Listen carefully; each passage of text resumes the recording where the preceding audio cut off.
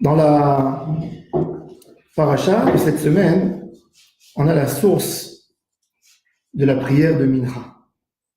La source de la prière de Mincha, Vayetze Yitzhak la Suach Basadeh.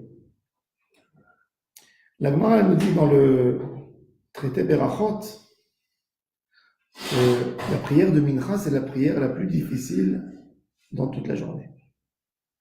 Quand tu te lèves le matin, à la base, quand les prières ont été instaurées, c'est facile de faire la prière de Shachrit. Même si tu es pressé, tu mets tes tefilines 5 minutes, tu fais le schéma, tu fais la Hamida et tu sors au boulot, tu sors au travail. La prière de Harvit, c'est aussi pareil. Tu travailles toute la journée, tu rentres chez toi à la maison, tu prends ta douche, tu te mets de côté, tu fais ta prière de Harvit. Mais la prière de Mincha, qui est en pleine journée, c'est la prière qui a le plus de difficultés de toutes les prières.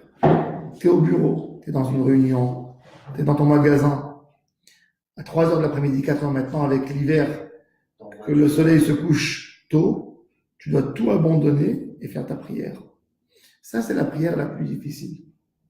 Yitzhak Avinu, c'est un enfant, un homme, qui a eu beaucoup de Messirut Nefesh dans sa vie, qui était presque devenu de la cendre pour Dieu quand son papa voulait le sacrifier. Toute sa vie, c'est de se donner à 100% à l'extrême pour Hashem Yitbarach.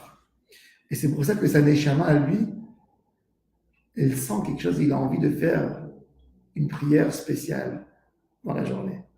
Il ne se contente pas de la prière de Shacharit que son papa a instaurée. Il ne veut pas faire la prière le soir, pour lui c'est trop facile. Il veut se donner à Dieu en pleine journée. En pleine journée, il veut tout lâcher pour parler avec Hashem Yitbarach. Hier, j'ai entendu une histoire exceptionnelle avec le Chazon Ish. Il y avait un homme à Jérusalem qui s'appelait Nahum Becker. Famille Becker, ils sont connus à Jérusalem. Et cet homme était marié. Et tout d'un coup, on a découvert chez sa femme un guidoul, comment on dit, une excroissance. Il y a 65 ans, 70 ans. Et on devait l'opérer. Ils ont fait des radios à l'époque. Et il y avait un grand professeur à Jérusalem, à l'hôpital Shaare Tzedek, qui était très connu. Il a dit, écoute, d'après ce qu'on a trouvé chez ta femme, il faut l'opérer dans les jours qui viennent. Et sinon, c'est un danger de mort. Par contre, sache-le, que si on fait cette opération à ta femme, elle ne pourra plus jamais avoir des enfants. Et il lui dit, le prix de l'opération, c'est 5 livres. À l'époque, une livre et demie, c'était la paye d'un employé en Israël. Donc 3 mois de travail pour payer l'opération. Il a peur de perdre sa femme, il dit, bon, j'aurai pas d'enfant, mais il faut récupérer de l'argent. Il lui dit, il faut venir avec l'argent avant l'opération. Donc, il va à Tel Aviv, il a de la famille, pour essayer de demander de l'argent. Et quand il arrive à Tel Aviv, il dit, mais je suis à Tel Aviv, pourquoi ne pas faire un effort de prendre une bracha du Chazon Ish qui habite à Bnei Berak. Donc, il va à Bnei Berak, il rentre dans la maison du Chazon Ish. Il rencontre le Chazon Ish en train de laver ses mains avant de faire la tfila de Mincha. Et il dit, Rabbi, excuse-moi que je te dérange, je viens pour une question de Pikuach Nefesh. Ma femme est en danger de vie. Et je viens vous demander, est-ce qu'il faut faire l'opération? Et là, dans tel endroit, ils ont trouvé un problème. Mais le médecin, il dit que s'il va l'opérer, il n'aura plus d'enfant. Le Chazon Ish, je le regarde et dit, mais dis-moi, t'es complètement fou. Pourquoi tu viens demander? Bien sûr que la vie d'un homme, ça passe avant tout. Sauver la vie de quelqu'un, ça passe avant l'option. Elle aura des enfants ou elle n'aura pas d'enfants. Tu n'auras pas de femme si elle ne fait pas l'opération. Qu'est-ce que tu viens me poser? C'est quoi cette question ridicule? Comme ça, il lui dit le Khazon. Il est comme ça, il est pas bien. Et le Khazon, je le regarde en sourire, lui dit, dis-moi, tu as déjà fait Mincha aujourd'hui? Non. Tu peux être là avec nous pour nous compléter Minyan, on est justement 10. Il dit, bien sûr, bien sûr. Il prie avec eux, il fait la tfilat Mincha. Et après la tfila, le Khazon Ish l'appelle, il dit, viens ici. Repose-moi ta question. Et il repose la question. Il explique, et le Khazon Ish, il dit, tu vas à Jérusalem, tout de suite, et tu dis qu'elle ne fait pas l'opération. Le gars, il regarde le Khazon Ish, il dit, mais Rav, je comprends plus rien. Avant, vous m'avez même agressé. On m'avait dit, pourquoi tu viens me demander la question? La réponse est tellement claire et tellement simple. Et maintenant, vous me dites de ne pas faire l'opération. Et le Khazon Ish lui dit, mon fils, quand tu m'as posé la question, c'était avant Mincha. Maintenant, c'est après la tfila de Mincha. Après la tfila de Mincha, on a fait une tfila, j'ai une vision beaucoup plus claire. Tu ne fais pas d'opération. Alors il lui dit, et les 5 lires, je les paye au médecin ou je ne les paye pas? Il a dit, écoute, tu annules l'opération, s'il veut, il te les rend, s'il les réclame, tu donnes. Il va à Jérusalem et il dit au médecin, je ne signe pas pour l'opération. Ma femme, elle ne fait pas l'opération. Il dit, mais tu es complètement fou. Ta femme, elle va mourir. Il dit, le Rav, il a dit que je ne signe pas et que je ne fais rien du tout. Et le médecin, il lance une grosse insulte sur le Khazon Ish, c'est qu'il se rabbin primitif, comprend rien du tout de sa vie. Bref, il laisse pas, il dit à sa femme, on ne fait pas l'opération. Sa femme, elle a mal, elle a des douleurs. Mais il lui a rendu l'argent, il n'a pas pris l'argent. Il a dit, vous êtes fou, mais tu vas enterrer ta femme dans 3 jours.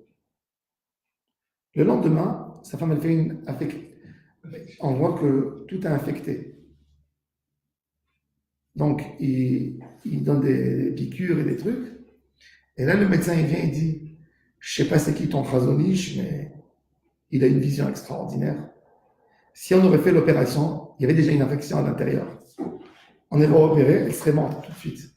Parce que dans une infection, quand tu touches un endroit affecté dans le corps, avec les outils d'opération, elle serait morte directement. Mais bon, le Rav n'a pas dit qu'est-ce qu'il fallait faire. Et tout d'un coup, l'affection, elle guérit. Et cette femme a eu 9 enfants après cette histoire. Elle a quitté le monde à l'âge de 88 ans. Ça, c'est la force de la prière de Mincha. Hashem Yitbarach, ce qu'il aime, c'est pas une prière qui est longue comme Shacharit. C'est l'effort qu'on a mis pour faire la tefila, la prière. Quand un homme quitte tout, quitte son bureau, quitte son travail en pleine activité, et il cherche un minyan dans le coin, il perd 20, 25 minutes, au milieu de tout, il abandonne tout. Et il fait sa prière pour Hashem Yitbarach. C'est la plus belle des prières. Rabbi Yochanan, il a dit, Le'olam, Yeh Adam Zahir b'tfilat mincha, faire la tfila de mincha. Celui qui va avoir des grandes yeshuot, de demander à Hashem Yitbarach, le meilleur moment pour que la prière soit exaucée, c'est la prière de mincha. Même Shachrit, c'est bien. Même Arvit. Mais le plus grand moment où tu peux demander à Hashem Yitbarach des choses, c'est la prière de mincha. Mincha, c'est une prière de Messirut Nefesh. Peu importe ce que tu fais. Dans la journée, l'homme il est actif au milieu. Quand il est en début de journée, il n'est pas encore actif, il n'est pas encore sorti de chez lui à la maison. Le soir, il a fini toute son activité, il a fini tout, il est rentré chez lui. Il peut faire la prière facilement. En pleine journée, en pleine activité, tu lâches tout et tu vas prier à ton Créateur, tu vas prier, tu parles avec ton Seigneur. C'est là que ta prière elle est exaucée. C'est ce qu'il a dit Rabbi Yochanan. Il a dit à mon avis, quand il est parti dans le mont Carmel, le peuple d'Israël s'est éloigné de Dieu. Et ils ont dit, montre-nous un test que Dieu existe. Il a choisi quel moment? Le moment de la prière de Mincha. Vayi be'alot ha-mincha. Quand a commencé le moment de la prière de Mincha, Eliyahu Hanavi a fait un miracle extraordinaire. Il a fait descendre le feu du ciel. Et tout le peuple d'Israël a crié derrière lui, notre Seigneur, c'est le bon Dieu. Notre Créateur, c'est le bon Dieu. Hashem ou Elohim, Hashem ou Elohim. Tout ça dans les moments de Mincha. Il faut renforcer la notion de Tfila avec Messirut Nefesh.